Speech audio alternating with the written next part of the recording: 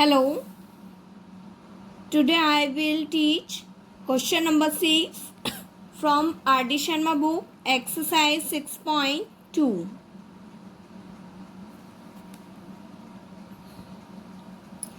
First question है 3 raised to the power 5 whole power 11 into 3 raised to the power 15 whole power 4 minus 3 raised to the power 5 whole power 18 into 3 raised to the power 5 whole power 5. Solve it.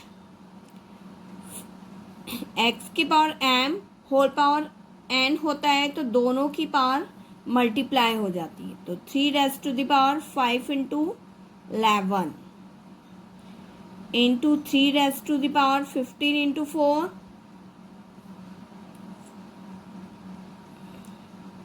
Minus 3 raise to the power 5 into 18 into 3 raise to the power 5 into 5. Formula है x raise to the power m whole power n equal x raise to the power m into n. 5 into 11 55, 15 into 4 60 minus 18 5 90 into 5 into 5 25. x की power m into x की power n होता है तो x की power m plus n. जब base same होते हैं तो ऊपर की पावर प्लस हो जाती है, इसलिए 55 प्लस 60 माइनस 390 प्लस 25. फॉर्मूला लिख देंगे यहाँ x की पावर m इंटू एक्स की power n equal x raise to the power m plus n. Power plus हो जाएगी 115 माइनस 115, दोनों सेम है. 3 raise to the power 115 minus 3 raise to the power 115 equal 0. This is the answer. Question first I think आपको समझ में आया होगा. Question second 16 into 2 raise to the power n plus 1 minus 4 into 2 raise to the power n.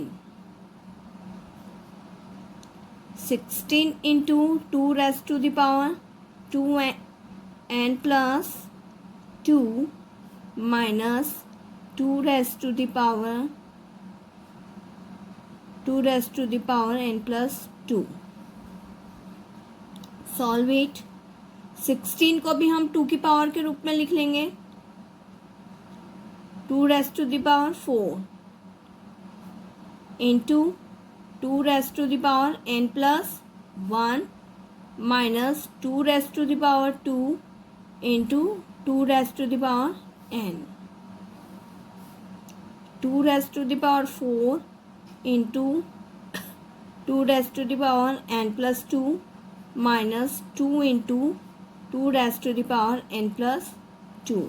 Formula है x की power लगाएंगे हम m into x raise to the power n equal x raise to the power m plus n. ये formula हम use करेंगे.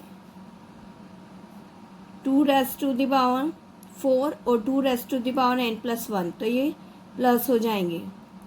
n plus 1 plus 4 minus 2 raise to the power 2 plus n upon 2 raise to the power 4 plus n plus 2 minus 2 raise to the power 2 n plus 2 plus 1, यहाँ पर power कुछ भी नहीं है, means 1।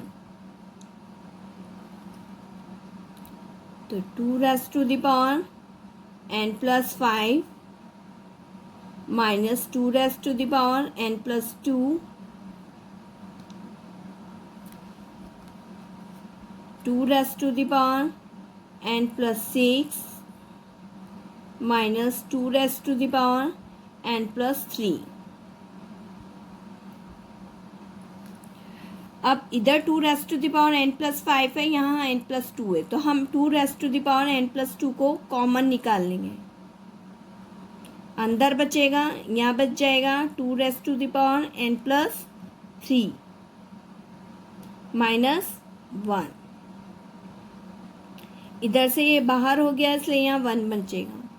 अब यहाँ 2 raise to the power n plus 3 है, इसलिए हम 2 raise to the power n plus 3 को कॉमन निकालेंगे। तो यहाँ बचेगा 2 raise to the power n plus 3 और यहाँ बचेगा माइनस 1। इससे ये कैंसिल, तो आपका आंसर होगा 2 raise to the power n plus 2 upon 2 raise to the power n plus 3।